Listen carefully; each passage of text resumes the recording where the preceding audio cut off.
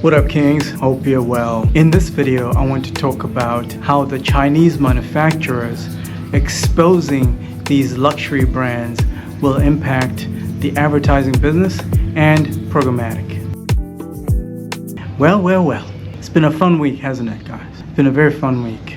And it seems to me that there's a whole lot of tit for tat going on because of these tariffs. A lot of people are bitter.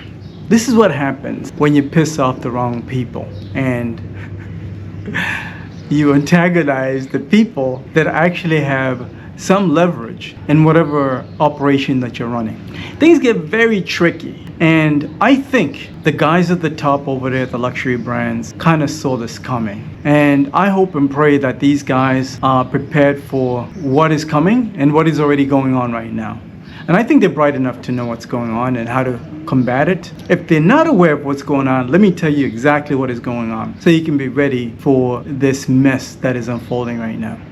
Right now I'm in East Africa, and East Africa is becoming one of the biggest hubs. Dar es Salaam is becoming one of the biggest logistics centers here in East Africa. I'm able to compare what is going on here in East Africa and what else is going on in the West, specifically the United States, and how everything is connected. So check this out. Once these Chinese manufacturers have exposed these luxury brands, I started to see a lot of comments by a lot of people wondering, how is it possible that the manufacturers have a monopoly and all these jobs are not in the United States? So it seems to me there are a lot of people that are shocked by that. This is not a secret, guys. It's not a secret that majority of these luxury brands outsourced to China. This has been going on for 2 decades at least. For at least 20 years it's been happening. But let me tell you what's rubbing the salt in the wound right now. If you come to the Dar es Salaam port, which is now the largest port in East Africa, this port is servicing 5 different countries with a combined population of close to 300 million people. The Chinese now are flooding this market with the same brands that they're selling to you Americans.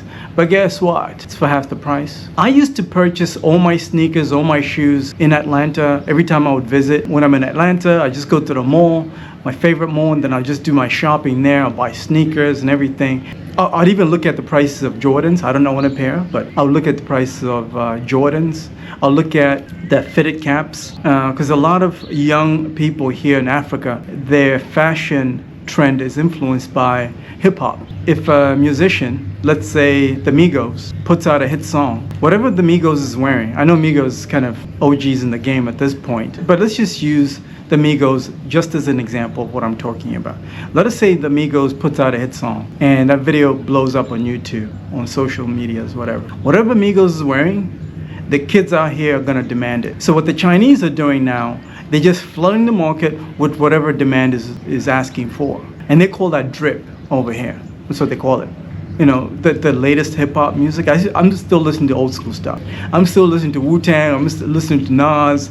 I'm still listening to Ghostface. You know what I'm saying? Like, I'm like old school at this point. The rap that I listen to, the hip hop that I listen to, a lot of these young kids don't even know who it is. Like, who's Nas? Or maybe Nas they might know. But someone like Ghostface, who is he? But I like it because I grew up in that music. So when the Chinese are flooding the market here, they're able to sell sneakers, the Jordans, for like half the price that I'll get them in Atlanta. The same exact brand. Original everything. The fitted New Era caps that go for $45 at lids, they're selling for $25 or $15 depending on where you go here. So you see now, they're just looking to a new market if they shut out from the US market, because they're gonna make a profit anyway. If that fitted cap costs them $3 to make and they can sell it to a retailer here in Dar es Salaam for $5, somebody in Zambia or Zimbabwe can pick it up for $5 here and still be able to sell it for $15 in a landlocked country like Zambia or Zimbabwe for like $15. So they can easily triple their money. It's crazy what's happening right now. I feel really bad for these companies because they know they're in big trouble.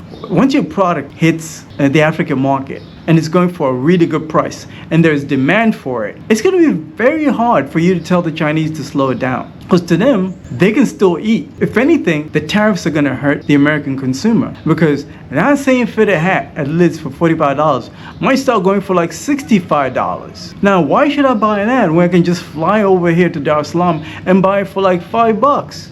I know where it's at. I know the exact port that I can get it for $5 right now if I wanted to. It's like I said, it's going to be almost impossible to control this. Same thing with brands like Gucci. Same thing with brands like Fendi. All of this stuff. If you go to the Dar es Salaam port right now and just sit and just observe how many shipping containers are coming in, I counted myself. There were 27 massive ships all docking over here at Dar es Salaam port, lined up. There was a traffic jam, and I'm able to put two and two together. The reason why there's a traffic jam at the port, because there's massive demand for whatever it is that's coming from China right now. Because they need to redirect those things somewhere. If it's not the United States because of tariffs, they gotta ship it to Africa, because they're consumers over here. They're people that got money out here. It might not be as much money as the Americans, but the Chinese can still profit.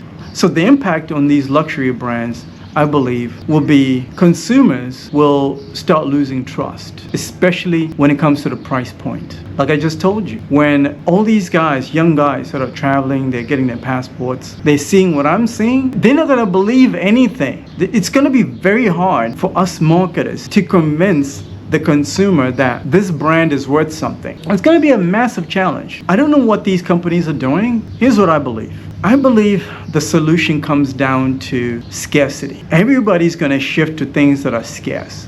If an African kid can save up $50 to wear the same Gucci belt that is going for $500 at the mall over there in Atlanta, then that Gucci belt is not scarce anymore. It's not a flex. The consumer is going to start to look for other sort of brands that are very scarce and just shift their attention into that. And this is where these independent designers and labels are going to come in to fill that void. You're going to start to see these artists wearing brands that are very rare and probably only produced in a specific region, and the quantities are controlled. The same exact playbook that these luxury brands used for decades, you're going to start to see these small independent brands using that same playbook.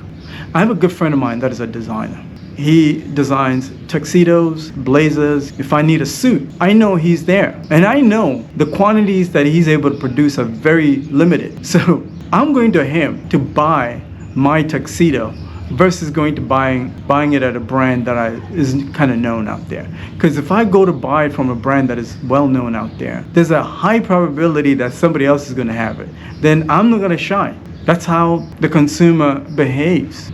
So as the consumer behaves this way, they're going to be less trusting of our ad messaging. So let's say you're a luxury brand or a luxury service. A lot of people are very skeptical now. They see everything is overpriced. They're not spending money like that because they know there's price gouging out here. Everybody's greedy and is trying to get money because people are desperate out here. The guys that have money, they know all these things. People are not stupid. You can trick people some of the time, but you cannot trick everybody all of the time. You feel me? So people are catching on. As people are catching on that a lot of brands and services are overpriced, we're going to have a very hard time as marketers to put together a message that convinces a customer to consider us. Brand consideration is going to be very, very difficult. I am just saying we need to figure it out. I'm already figuring it out. I have some ideas. So if you're interested in some of these cool ideas, schedule time. I'll put a link in the description of this video. Schedule some time. We're going to talk about how to reposition your brand and make sure that these consumers or these people that are seeing your commercial, they will consider your brand. They're probably aware of it, but let's have them consider your brand. I hope you got some value from this video, and I'll see you in the next one.